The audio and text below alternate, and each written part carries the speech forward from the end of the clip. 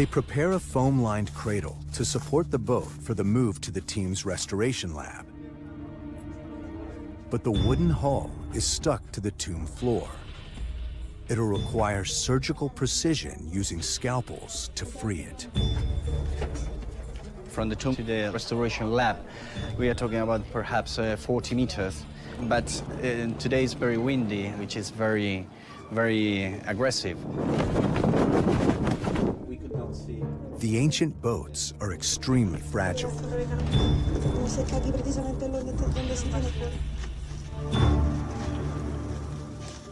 Get ready. With a drop in the wind, the team sees the chance to remove the first boat. Be careful, Mami.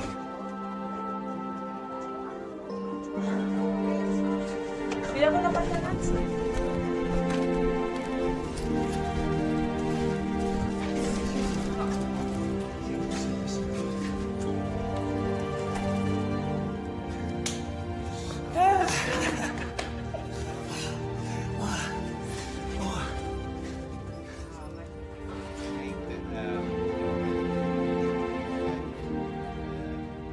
Well, that was exciting. One of the best moments in my career. Have 1, 2, 3, 4, 5, 6, 7, 8. 8 person. Will take many weeks to clean it and fix the pieces that were broken some centuries ago.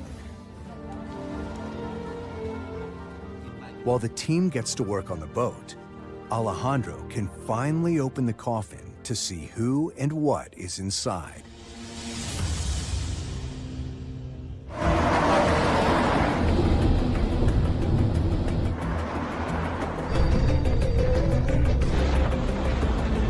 In the middle of the desert, the convoy carrying Tutankhamun's priceless treasures is 2 hours into its journey when Asa spots a problem. I'm worried about the chariot. A thermal blanket protecting Tut's golden chariot is coming loose. If it flies off, it could cause a crash. We stop to make it safe. The unscheduled stop in the desert makes this convoy, carrying the world's most priceless treasures, a potential target for hijackers. يا جدعان ما خليك على الكبير. ما هو طالع بياخد الهواء فممكن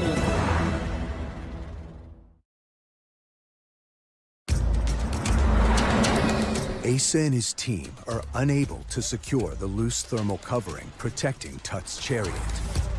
some problems happen. Removing the cover, they risk the scorching desert heat potentially damaging the priceless treasure. Everything's okay. Now, Asa needs to get the convoy moving.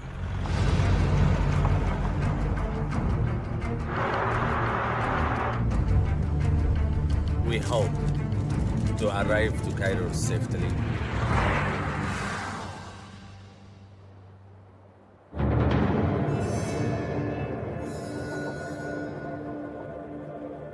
In the valley, Egyptologist Alia Ishmael is on a mission to discover how Tutankhamun's tomb and treasures remained hidden for 3,000 years. A lot of robberies were going on in ancient times and modern times, but it seems that this particular tomb was not found. How was it not found? The ancient engineers of Tutankhamun's tomb had a plan. Inside the mountain, they went to great lengths to conceal the tomb. The pharaoh's burial chamber is located 26 feet underground and is defended from the inside out.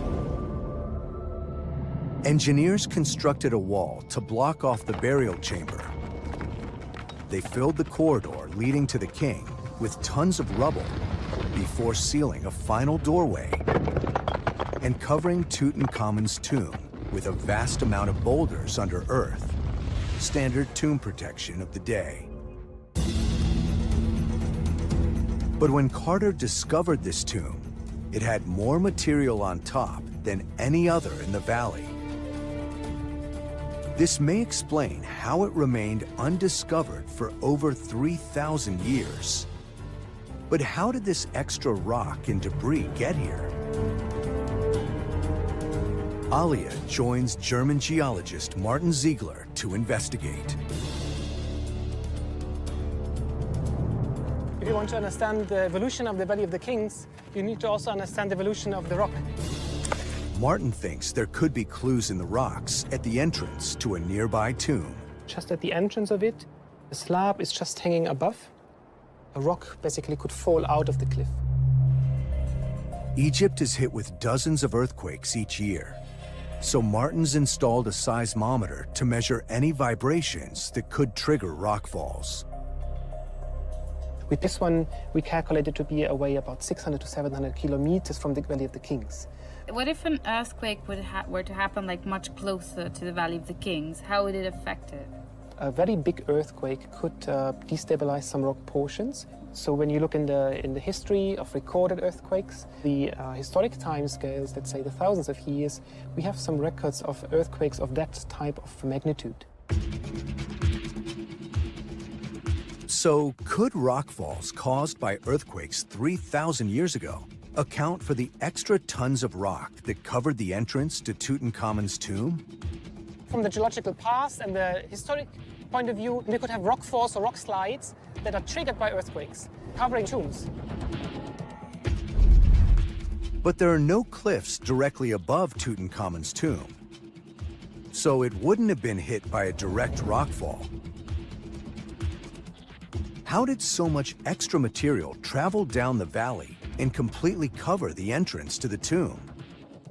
To solve this mystery, Alia and Martin must take to the air.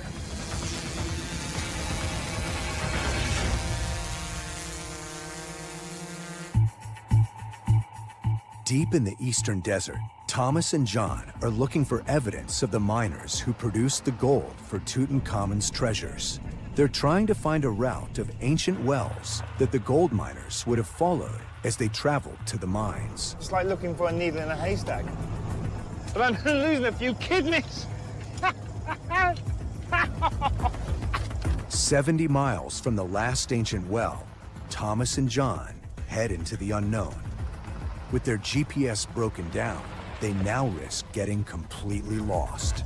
This piece of technology is defunct. It's not working.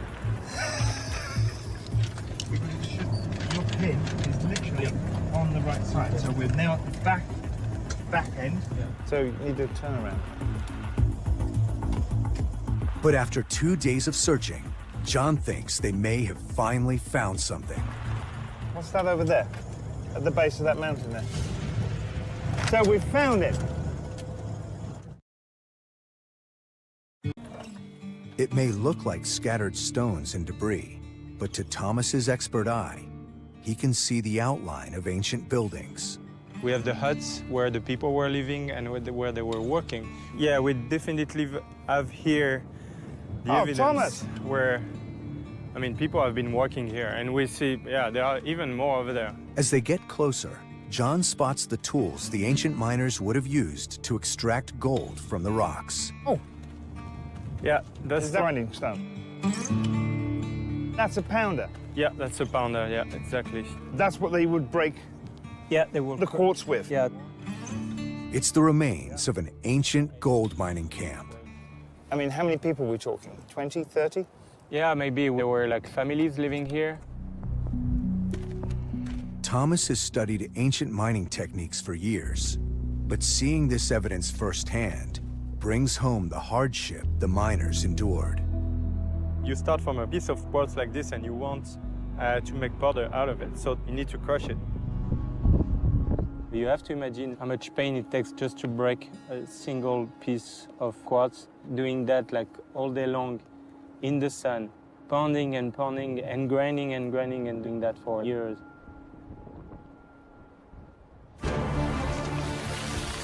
Evidence here paints a picture of the life of desert miners.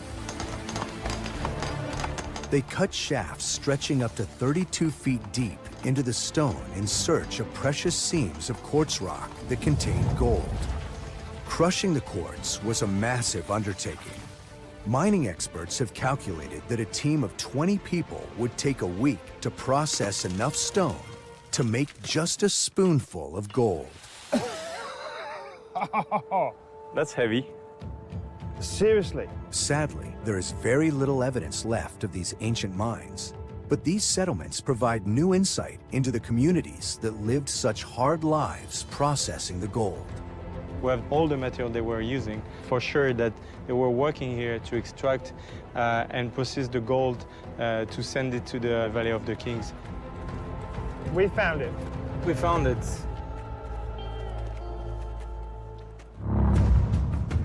In Aswan, Alejandro's team prepares to remove the coffin from the tomb they've opened. Inscriptions reveal it belongs to a man called Shumai. They have just struck the lid of the coffin of Shemaim. Rebecca, you are the first person that is looking at Shemai's face in 4,000 years.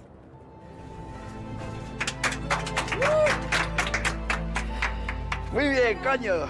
Congratulations. The inner coffin is intact, but extremely fragile. Alejandro's team has reinforced it to try and protect the mummy inside. It's just difficult to express the feelings that I have now.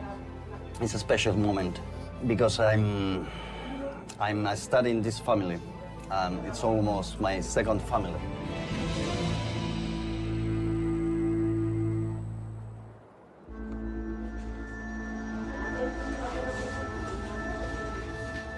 In the restoration lab, the intricate beauty of the model boats is starting to appear. Termites have eaten much of the wood, but their excrement has actually helped hold parts of the boat together for thousands of years. We have some parts that are still in a very good state of conservation. This head of the man, it is covered with the excrement of the termites, but the wood is still visible. Alejandro has spotted a figure distinct from the other carvings. We can see in the middle of the boat a yellow face which belongs to a mummy, which would represent Shemai. This exceptional discovery will help archaeologists understand the evolution of burial practices in ancient Egypt. I was dreaming always to discover something like this. It's a dream that came true. Alejandro's next task is to bring Shemai's mummy above ground for the first time in 4,000 years.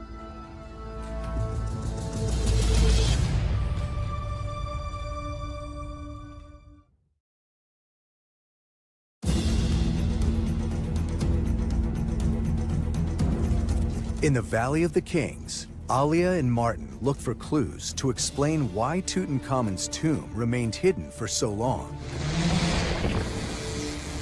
They've got special permission from the government to use a drone to get a unique perspective on the position of Tutankhamun's tomb. There we go. If you look down, we should be over the Tutankhamun entrance right now.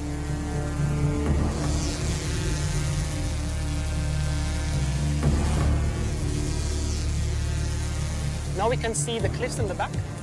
Here we can see the central position where we have the tomb. And above we can see debris. Loose rock and debris cover the cliffs behind Tut's tomb. But the drone also reveals these flood channels carved into the rock by heavy rains over thousands of years. And they could be the vital missing clue. We think that if we have flash flooding, that material can flow down in these kind of channels. Throughout history, the valley has been hit by earthquakes and occasional flash floods. The floodwaters push rubble downhill toward the tombs. Tutankhamun's tomb lies in a spot where the channels of water converge and dump tons of rock.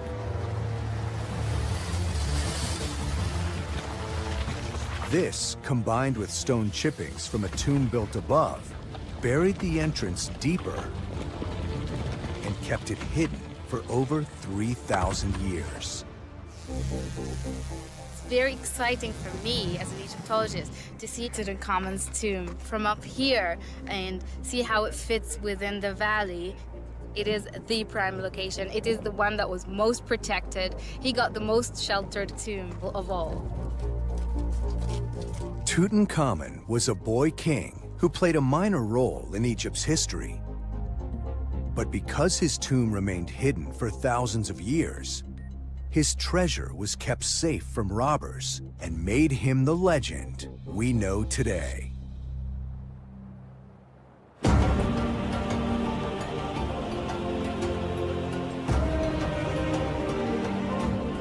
In Aswan, the team is bringing the mummy of ancient Egyptian Shammai to the surface for the first time in 4,000 years.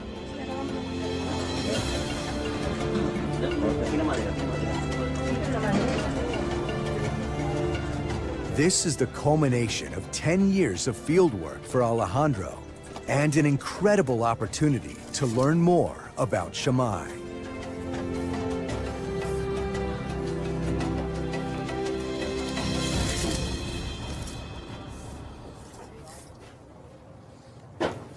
Ooh, 1.25, 125. It's quite short. My daughter is more or less like this, and she is 8 years old. So I expected that at least he would be around 20 years old or something. It has been a surprise. I never expected that he could be just a boy. On his coffin, it was written that he was the person in charge of the administration of the store. Controlling the store, you control the people because you decide who is going to receive food or not. This new evidence reveals Shammai held a powerful position in ancient Egyptian society at a very young age. He may not have been a pharaoh, but like the boy king Tutankhamun, his status afforded him a tomb and burial goods to ensure a safe passage into the afterlife.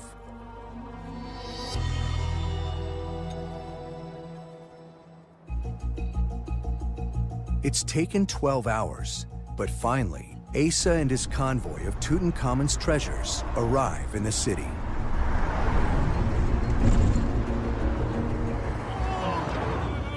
Now we are in Cairo, welcome by crowded traffic.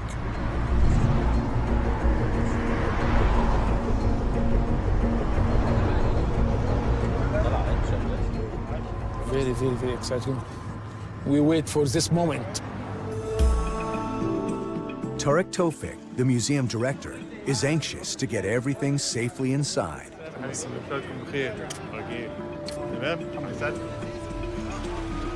First cradles have to be taken out in order for the Tutankhamun pieces to start emerging. Now I can say I'm very, very happy. Mission's complete, yes. It will be like unpacking Christmas presents when we get out these pieces and find out more details about how they complement the whole story of King Tutankhamun. Asa's team can finally unpack the priceless treasures. Scientists and Egyptologists can now begin to study and analyze each item in their new high-tech lab. Top of the list are the newly discovered boat pieces. We check now in our database which of them may be related to any boats here in the storeroom. For almost 100 years, the boat that was buried alongside Tutankhamun to help him travel into the afterlife has been missing its mast. This one. And in the middle, the cabin. Exactly.